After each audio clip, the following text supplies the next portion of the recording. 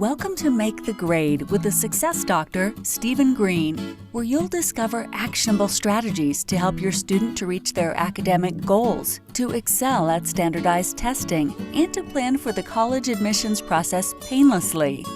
And now, here's your host, Dr. Stephen Green. Hello, everybody. Dr. Stephen Green, the Success Doctor here, with another one in the series of Make the Grade podcasts. Our mission in this podcast is to try to give parents and students actionable things that you can do to improve your educational experience, your day-to-day work in school, and your long-term academic goals. My goal always is at the end of every podcast, or maybe even in the middle, you can have something that you can actually put right into work to improve yourself. So today I have a special guest on. I'm really excited about this. And those of you who've listened to the podcast know when I do bring a guest on, it's always for a very important reason. And today we're going to address finances, and specifically finances of trying to afford to pay for college and other forms of higher education. So I have as my guest Alison Pettine, who is an excellent financial planner specializing in this sort of thing, and she's going to kind of get into the details in a second. So Alison, welcome. Hi, Dr. Stephen Green. How are you doing today? Great. Love doing this, and especially I like bringing in people like you to share some ideas and help the audience and the subscribers get going in the right direction. There's a lot of unknowns out there, and one of the goals is to try to clear them up. So why don't we start by kind of just getting right into it. Tell us a little about yourself. Tell us about what's going on in your situation. I know we got some legalese stuff we got to get out of the way, so take it away. Sure, no problem. So again, my name is Alison Pettine. I'm a CHFC, CLF, college planner with Secure Planning Group. But before I get started on my personal story and how I feel about the marketplace in regards to college planning, just a little quick compliance paragraph here to read. So securities offered through LPL Financial, member FINRA, SIPC, investment advice offered through Wealthcare Advisory Partners, LLC, a registered investment advisor. Wealthcare Advisory Partners, LLC, and Secure Planning Group, LLC are separate entities from LPL Financial. Dr. Stephen Green is not affiliated with LPL Financial and Secure Planning Group, LLC.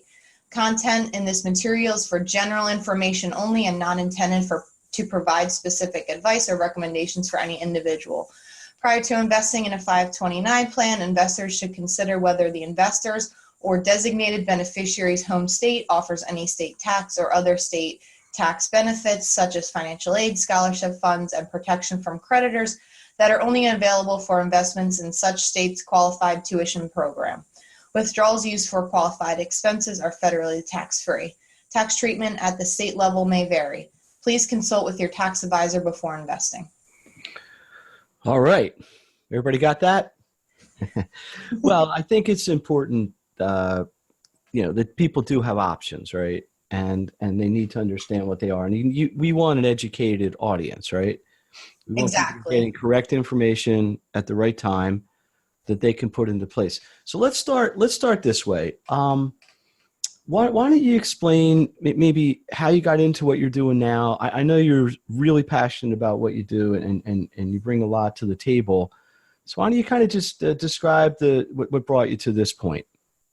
Yeah, thanks so much. So long story short, I graduated from Gettysburg College in the economic downturn 2007, 2008, and there were no jobs. And I got lucky and got through a friend of a friend and landed a job at the American College, which is higher education in financial services, which a lot of financial planners and tax professionals and estate planning attorneys get their financial information and designations. And I realized over time that people were not really getting educated on the college planning process. So ended up leaving the American college and met some other people that were stressing out about their college financial planning situation, and kind of reflected on my college planning process at the time, going, my parents really don't have a lot of money. My father was in Iraq, Bosnia, and Afghanistan during my tenure in college, and my family didn't have any funds in regards to anything set aside for me. 529, UTMA, UGMA, there was nothing set aside. And I remember my parents reflecting and saying that there was no sort of education from the school or any outside education in regards to the college planning process, the financing process, how to get what forms to fill out. And I looked at the market and just saw a huge void in this, in the education piece for parents and for children that were going into school and into college. So a few years ago, I started doing workshops for high schools in the area just to educate parents on the college planning process. Mm-hmm. And then I also met some other coaches in the area, Division 1, 2, and 3 coaches. And at Gettysburg, I was a swimmer. And in high school, I also played water polo. But I also saw a huge void, and so many parents asking me and talking about, hey, how do I position my child, or how do they position themselves to be the best prospective student athlete that they can be? So in a lot of my presentations, I also bring in a college coach, and they talk about the NCAA recruiting pieces and what you need to know as a prospective student athlete in regards to preparing for college as well. So I know that was a long story, Steve, but it kind of paints the picture, and I hope you can portray the passion that I have around the college planning process, around being a prospective student athlete, and around education. It's just so important to be educated as a parent and educated as a student on your options and things that you need to be aware of in this college planning process. Well, the undeniable reality, at least in this day and age, and I think it's only going to get more acute, is that college is just very, very expensive, period. Period. And if people, sometimes it could cost you more to send a child to college than buy a house. Absolutely. And the problem, as I see it, and in my area, the big unknown academically with college, typically with people I speak to, is what kind of SAT scores or HTT scores do I get, or what's a good fit for me, things like that. So there's a lot of unknowns on all sides of it. So people are bombarded with questions that they need answered, or they get mixed answers or conflicting answers. But I think the key is people to get the right information early in the process. Look, I hate to use the word cheap, but an inexpensive college is $25,000, $30,000 nowadays. Expensive ones are pushing six figures. That's just not something you can plan for in a year or 2 years for the typical person, typical family.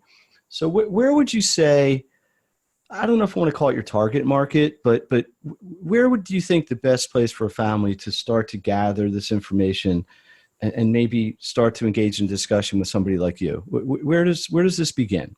Sure. And I always joke when I get this question, because I always say that you need to start planning for college even before you have a kid, just because the expense is so large for most families.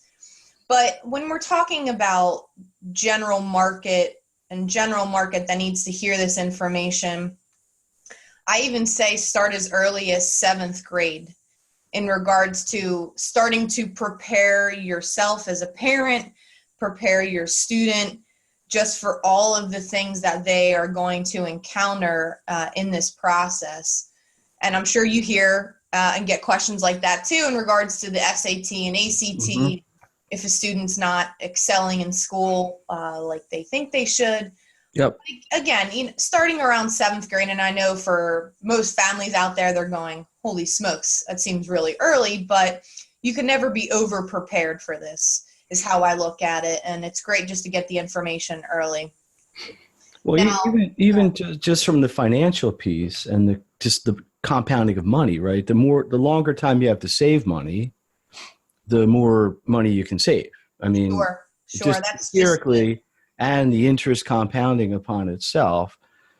Sure. And that's why I make that joke about planning before you even have kids, because if the more time you have, the better when it comes to, again, right. that compounding interest, not even talking about a specific product, but just that concept. But again, the earlier the better. General market is 7th grade to 11th grade. And then really by 12th grade, you should be rearing to go, ready to, know what school you want to go to, know what schools you've gotten into, and your just general plan by that point. So I know you've told me it's important to look at the big picture, right?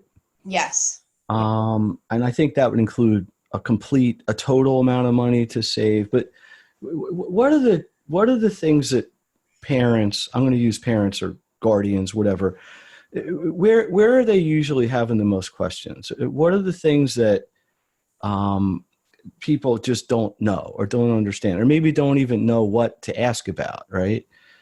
What would you say are the biggest challenges or the most pressing needs that people should think about? I think the number one question that I get, and I'm sure a lot of parents are out there kind of talking about this amongst themselves, is how am I going to pay for this? Right? So if my kid, son or daughter, goes to Penn State, we're in Pennsylvania, and it's $35,000 a year, how am I going to afford $35,000 a year potentially times 4 years? Right? And that's only one child. If they have more than one child, then that could be, a multiple of that.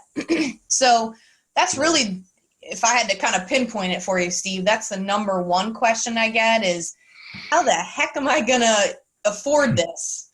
So number one is just the sheer overwhelm. Sheer overwhelmed feeling. And unless you have, again, going back to the starting before you even have children, for those families, even sometimes they're overwhelmed because even though they've saved, they're going, holy smokes, it might be more money than I have already put aside. So, and that you kind of go both ways. You have the families that have saved, which is great.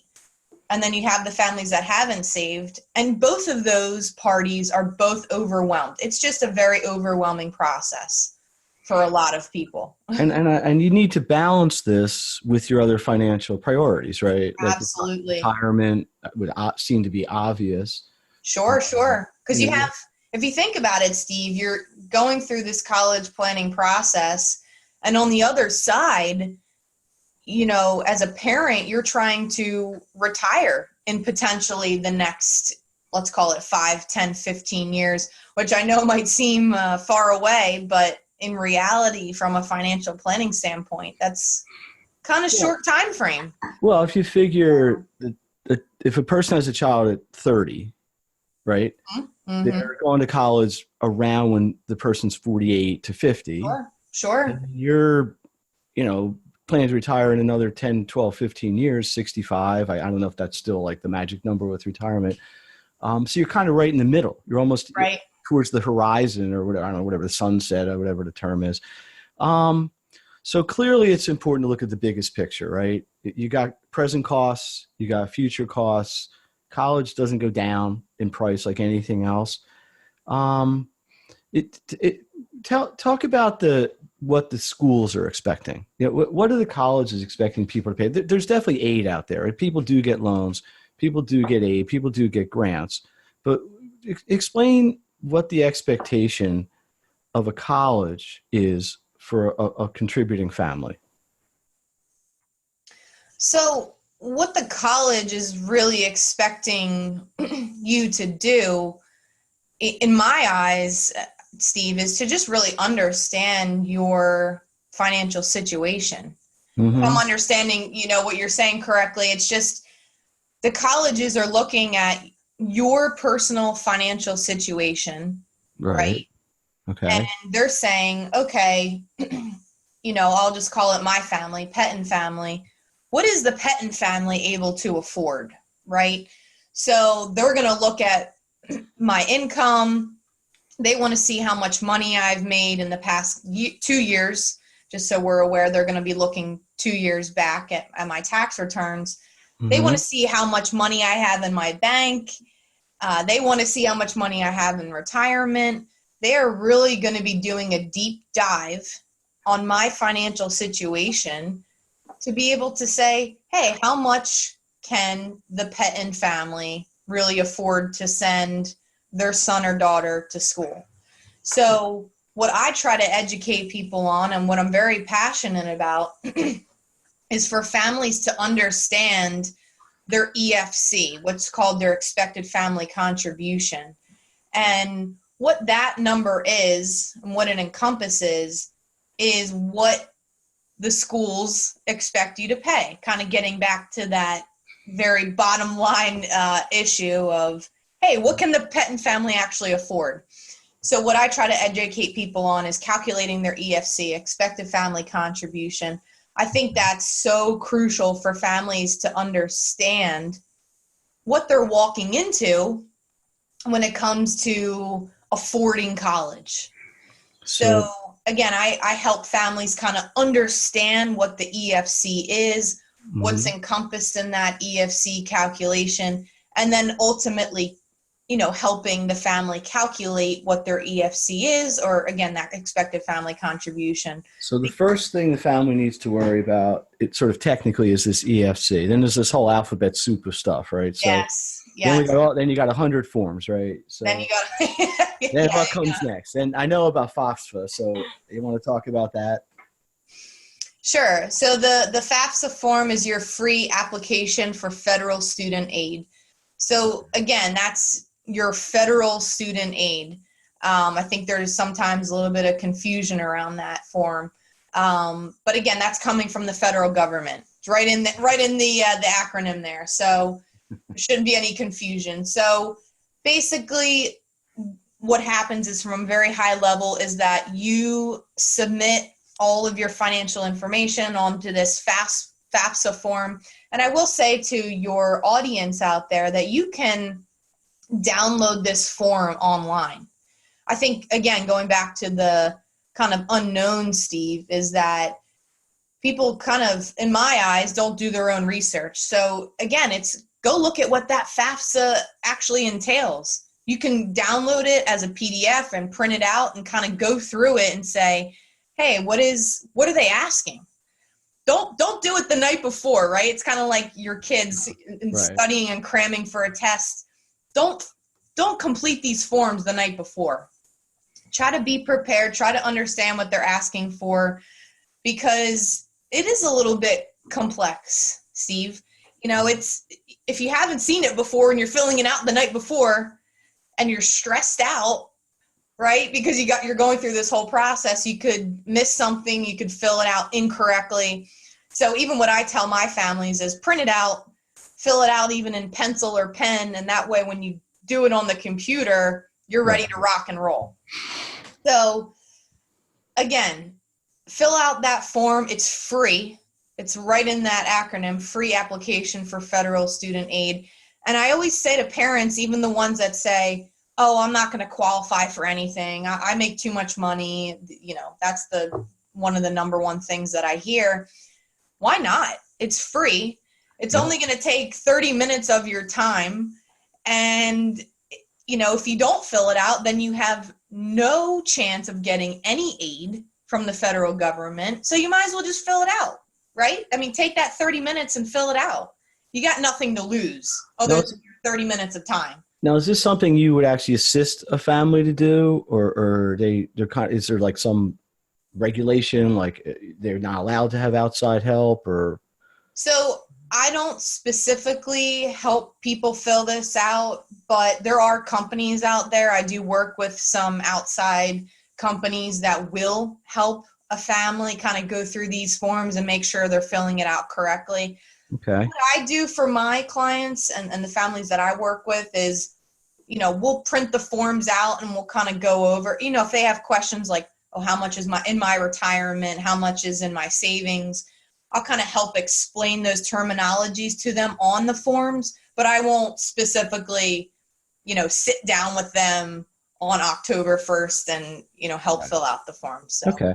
yeah. I mean, so basically the colleges have an expected amount of money they would expect you to pay, this EFC. Correct. Parents or the families have various mechanisms by which there's a determination of how much money they could get or might get.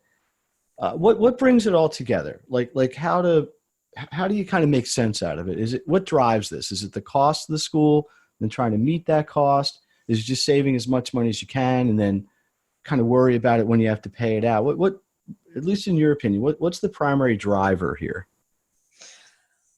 Wow.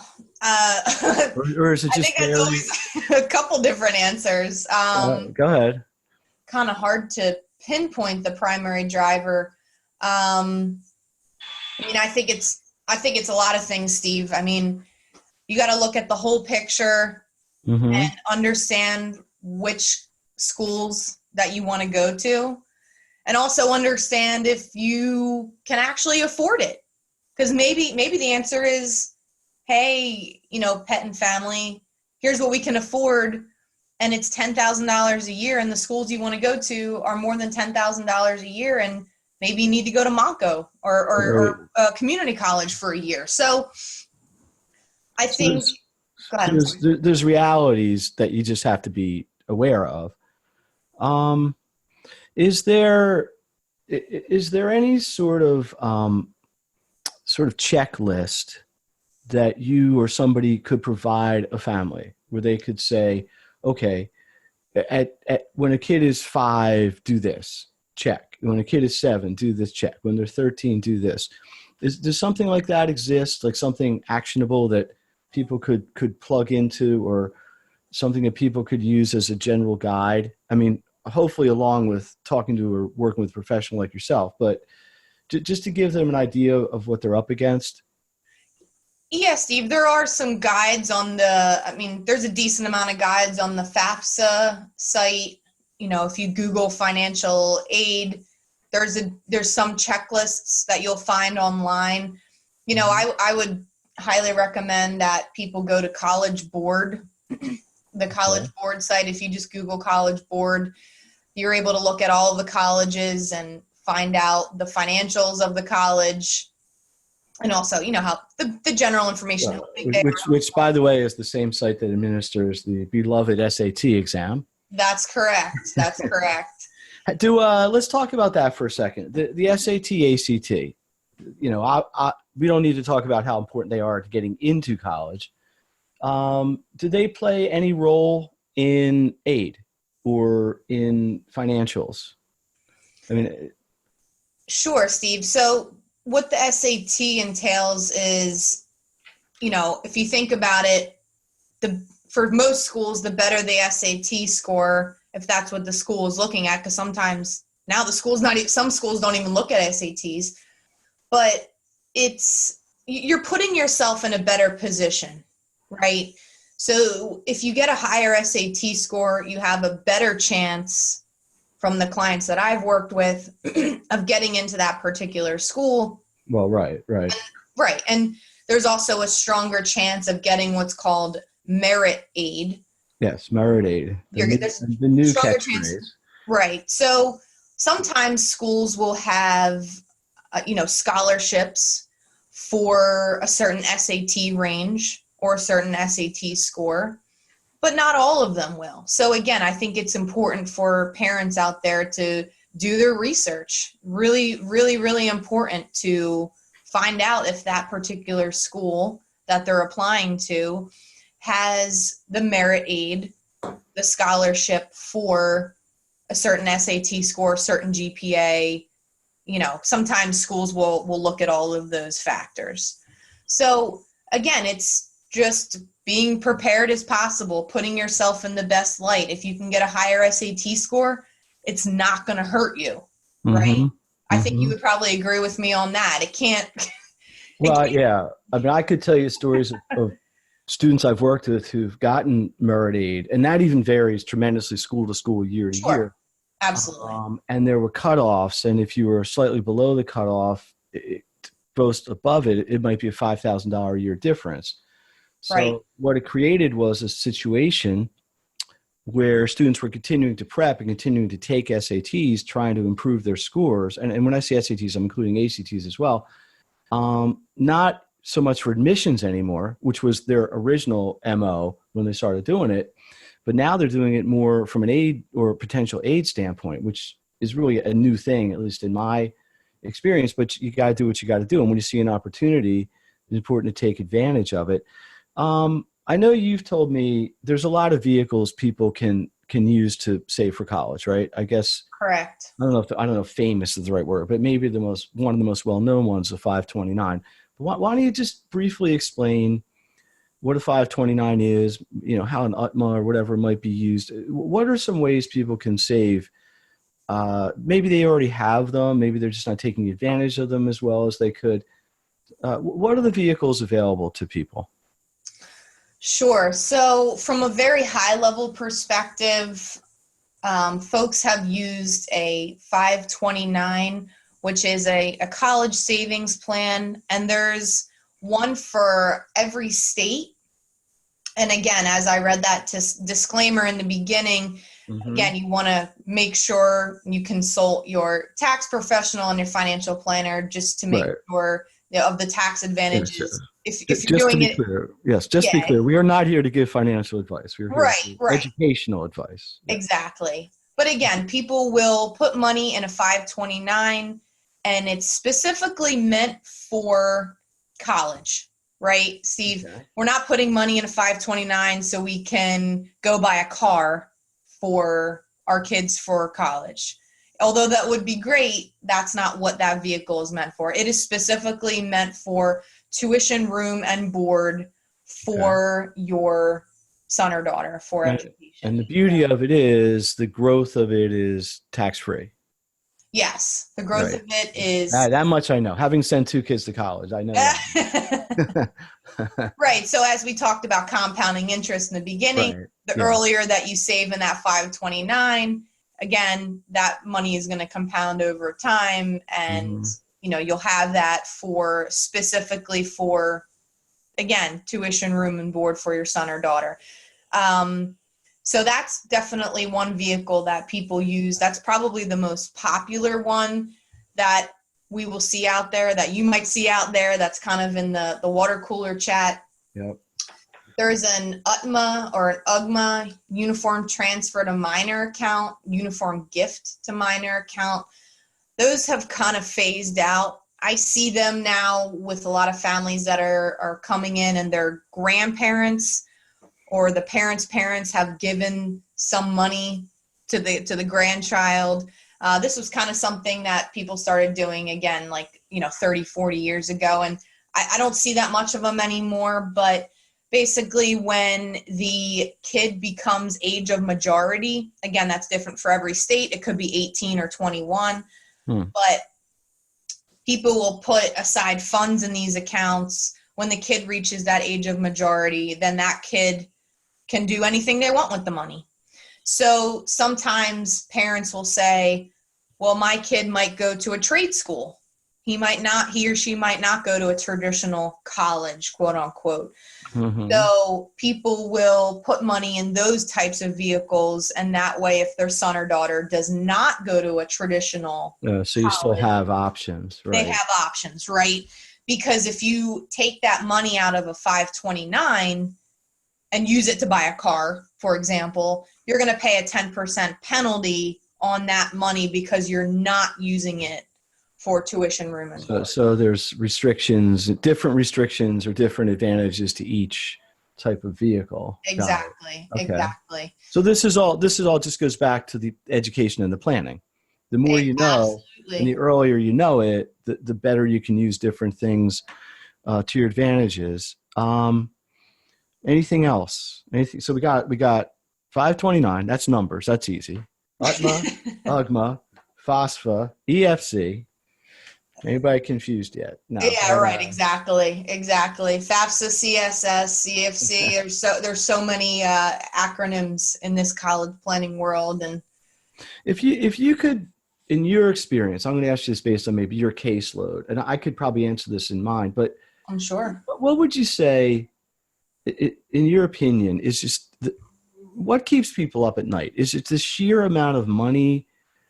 Is it how to pay for it? Is it just, is it even worth it? I mean, there's people that argue that college isn't worth $250,000. You're better off just going to work. I mean, don't want to get into that per se, but I've seen some really well-respected people with that opinion. But is there one thing over and over that people you're counseling just say, this is just, Alison, this is just the one thing that's killing me, or, of all the things bothering me, this is just, really up there on my list. Is there anything that stands out like that from the financial side? Yeah. I mean, I think we talked about this a little bit in the beginning, but absolutely, it's how am I going to afford it? Just the bottom line. Bottom line, how am I going to afford it?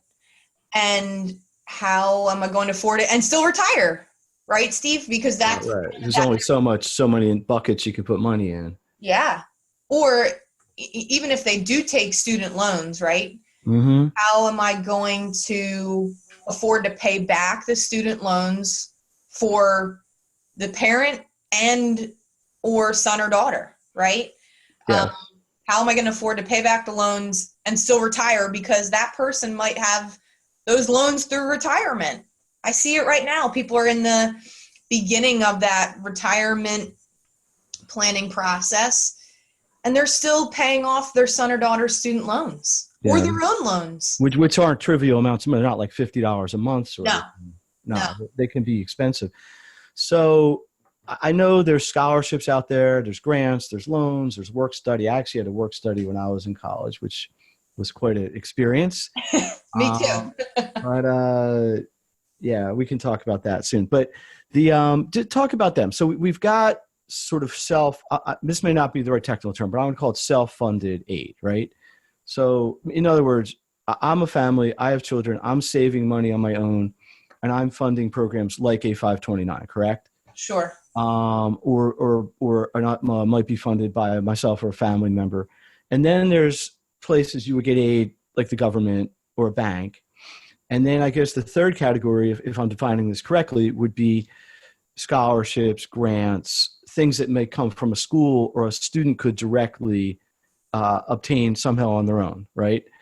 So let's talk about that a little bit. Can you explain the difference between a scholarship, a grant, a loan, and a work study? Sure. Or if there's a fifth one I'm leaving out, feel free.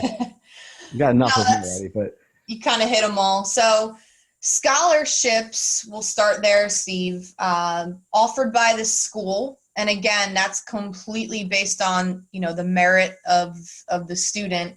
Mm-hmm. So that could be for a variety of things. If they go for athletics, if I'm a swimmer and I get an athletic scholarship, that could be a certain amount of money to go swim at that particular institution.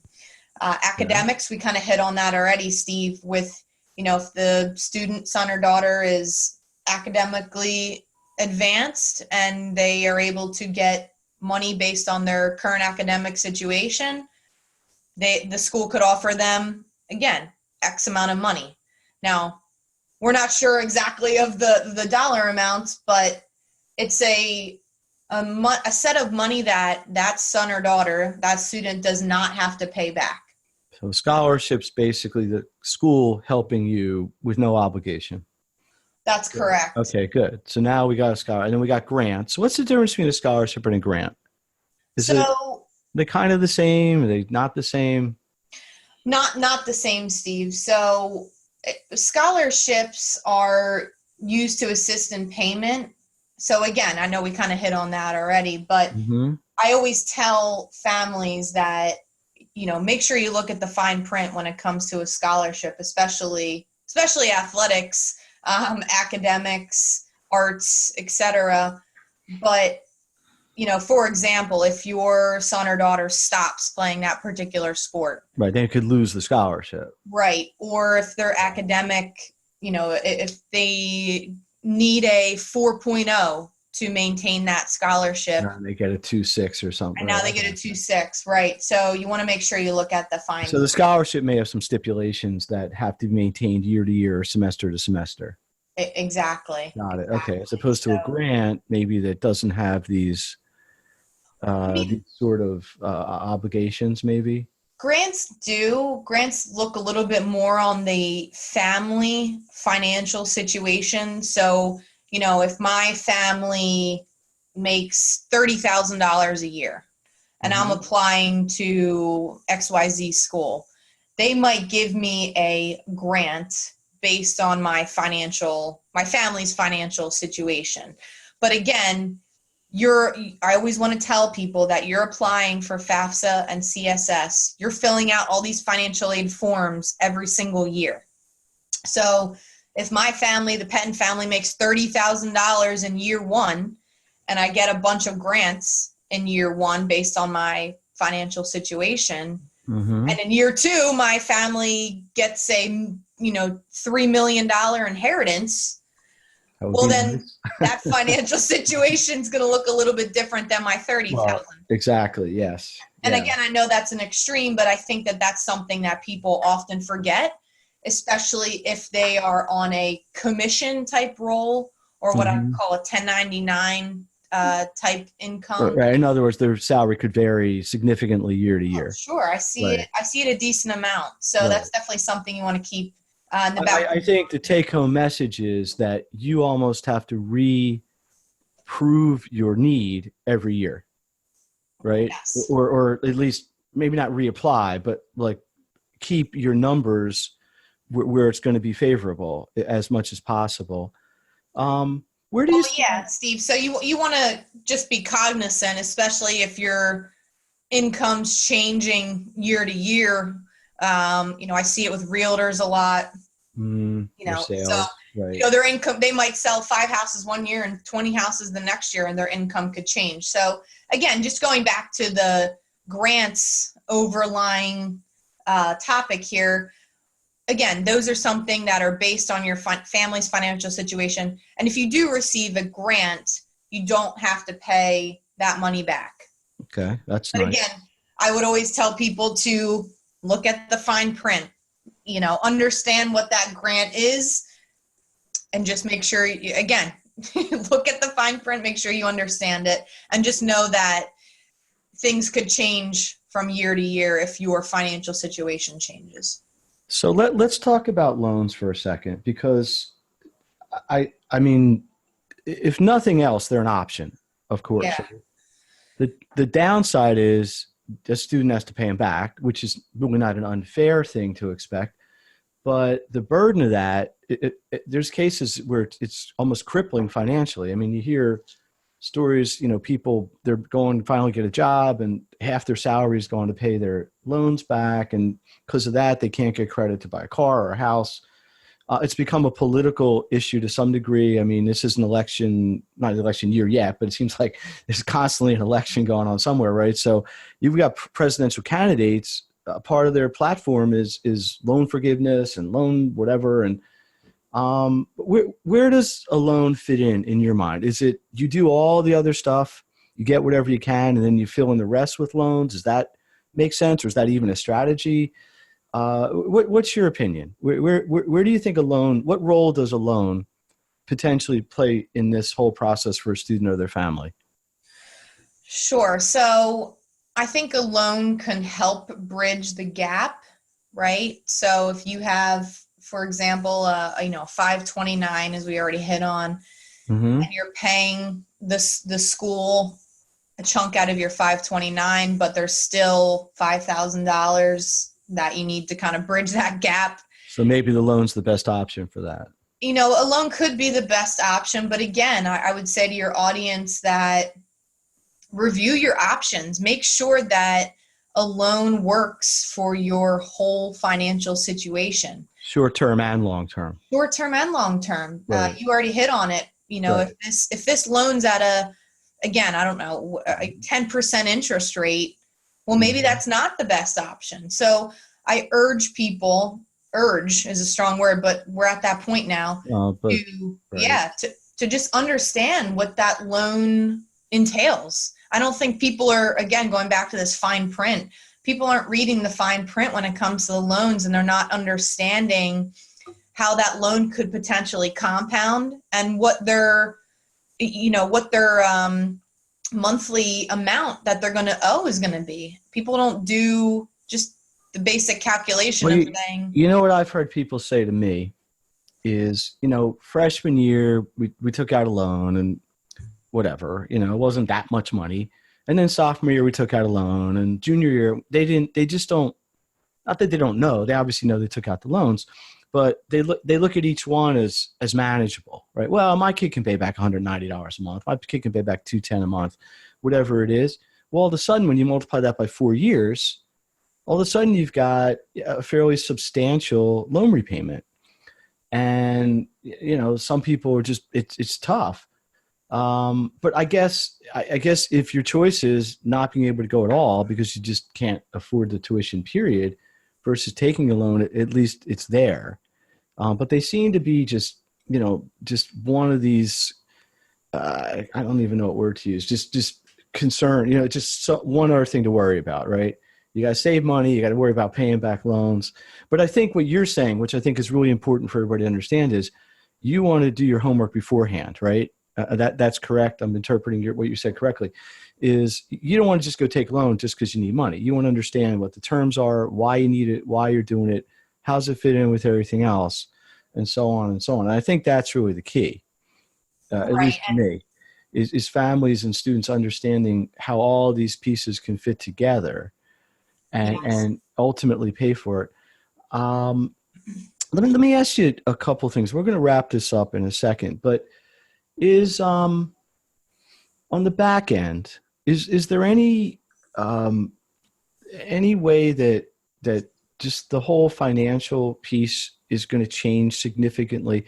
Because here's the trouble. If I had a baby today, and I'm definitely don't want a kid in diapers today, just for the record, I've done that. But if I had a baby today, right, or a child today, sure, I'm not sending them to college for almost 20 years. Right.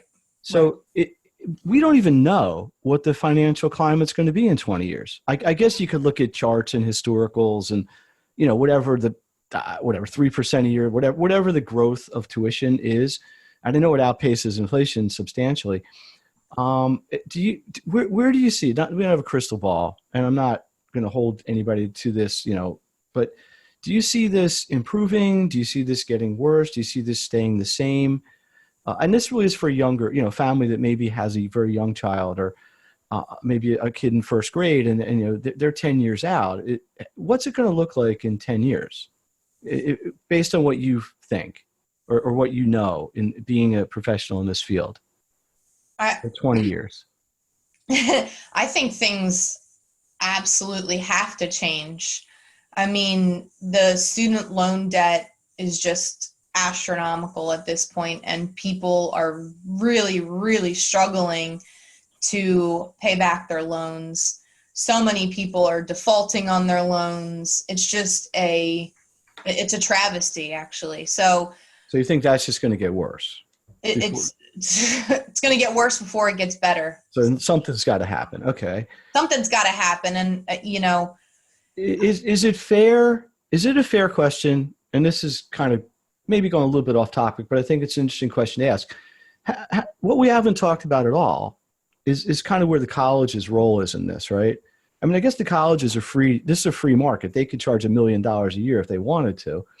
But is there anything incumbent on a college or university to just try to make this process more affordable? I mean, I don't even know if that's a fair question to ask a school to do, but when you have a college tuition that's greater than the average annual income of a family, how do they expect people to pay for it? Right. If the average median income of the United States family is $70,000, I have no idea if that's correct, and the average college education is $70,000 a year, what's left? How can you pay rent? How can you buy food? How can you buy gas. I mean, what do they expect people to do? So is there some point where the schools are just going to have to acquiesce and say, look, we priced ourselves out, and maybe some rollback or something? Right. And schools have already, just to kind of hit on that, schools have already started, or some have. I know in the Pennsylvania area, Philadelphia area, LaSalle University dialed back their tuition. I think it was a couple years ago. So we've seen it just in our area of tuition starting to pull back a little bit. But then again, Is it enough to make a difference though? I mean, did it go from like 71,000 to 68, or, I don't know what. Yeah, it was for that particular institution, it was a pretty significant difference. But then again, I'd say the majority, right? That was a minority decision. The majority are still increasing, anywhere from a 3 to 6% increase every year. So that's what I'm saying. That one was kind of an outlier. So I would say that, it's still a problem. Tuition still seems to be going up, and something pretty significant is going to have to. I can tell you from an academic side, this is a phenomenon I've observed for years, is when you get a student on the higher end of the academics, right? Somebody who could say, I'll say they could go to Harvard. All right. That's an extreme, but they don't want to pay $70,000 to go there. Right. So instead they say, well, I don't want to go to a top expensive school. Instead, maybe they're going to a state level school, like a Rutgers or a Penn State or I don't know, University of Florida, whatever, where they're paying a state level tuition, which might even be half, right? But because they're a strong candidate academically, what it's doing is it's bumping the bubble kids on the bottom academically out. So the economics obviously affects everybody because we have to pay for it, but there's also a secondary effect at the academic level, because you get students who are very well qualified for higher, more competitive academic schools, forget the economics for a second, who are not going to them because they're expensive, and they're instead going to less expensive schools that are traditionally not as academically challenging to get admittance to. And what it's doing is they're bumping those kids off the bottom, if this is making sense. And then they're kind of going to the next level down. So there's that whole ripple effect as well. So not only have colleges gotten very, very expensive, they've also gotten very, very competitive just to get in. So it's almost like a double whammy. You're killing yourself to get into a school, so you have the privilege or honor of paying them your entire salary for that year just to go there. So it's a tough situation. Let's kind of bring this all back around. So Alison, I really appreciate you being here today. Let's kind of just wrap this up. And how can people, if they want to, get a hold of you, if they want to get questions answered? I know we read a very extensive compliance thing in the beginning, but I know you'd be happy, or I hope you'd be happy to answer some fundamental people for questions up to the point that you can. But tell my audience here, how can they get a hold of you, and what would they need to do that? Sure, Steve. So thank you again for having me on today. It was such a pleasure. For the people that would like to get a hold of me, again, my name is Alison Pettine. It's like petting a dog. So P as in Peter, Ettine. The best way to reach me is to go on my Secure Planning Group website. Okay. That's securepg.net. So that's the firm you're with. That's the firm I'm with. So securepg.net is really the best way to get a hold of me, and you can go on there and see my bio and see the best way to reach out to me. Now we're Alice and I are both in Pennsylvania, well, at least most of my listeners know I'm in Pennsylvania, but are you limited? Is there a geographic, you can only work with people in Pennsylvania? Could you potentially work with somebody all across the country? How does that work? No, in fact, I actually do work with people all over the country. I actually have a few clients in Hawaii, clients in Seattle, so definitely not limited to Pennsylvania. As you know, technology makes things a lot easier for us, which is fantastic. Yes, absolutely does. I find it's the same thing with tutoring. I have students in more than half the states and countries. Well, not half the countries, multiple countries. Yeah, It's amazing. I'm going to give you the last word here. If you could sum all this up in 1 or 2 sentences, what should people, I'm a parent, I got a child, what do I need to do? What action step should I be taking or absolutely think about taking soon, or maybe now, or maybe even yesterday? What do you want people to really kind of end with front of mind here? Steve, what I would say is really sit down with somebody. And that doesn't have to be me, obviously. That, could be somebody in your area. A professional. You're a professional, because somebody knows what they're talking about. Right. Somebody who knows what they're talking about and who's going to help you take a look at the whole picture. Okay. Right? Because there's too many, it's not just college, as we've talked about. There's other, financial things that most people are working on as a family, right? And for most parents I sit with, they're also, again, we already hit on this, but they're trying to retire as well. So I am. Yeah. So taking a look at the whole picture is so important, because it just provides clarity on everything. It's the clarity of how much you need to save. So it's pre-education, then how much you're going to spend for education, and then how much you're going to spend potentially post-education and into retirement. So there's so many layers, Steve. So what I would say is sit down with somebody who is going to help you take a look at that whole picture, and who's going to help you understand the ins and outs of the college planning process. So plan ahead. Plan ahead and get educated. There you go. I like that.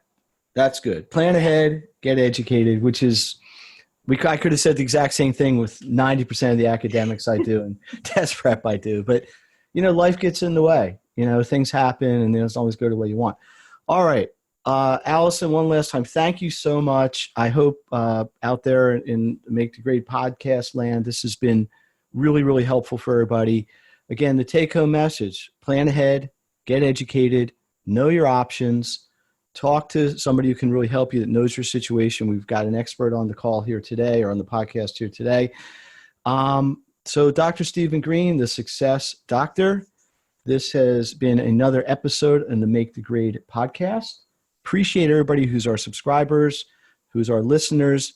Please share. If you have any kind of commentary, you can find me at makethegrade.net, makethegrade.net, or on social media, Facebook, Instagram, Twitter, and everything else at Make the Grade.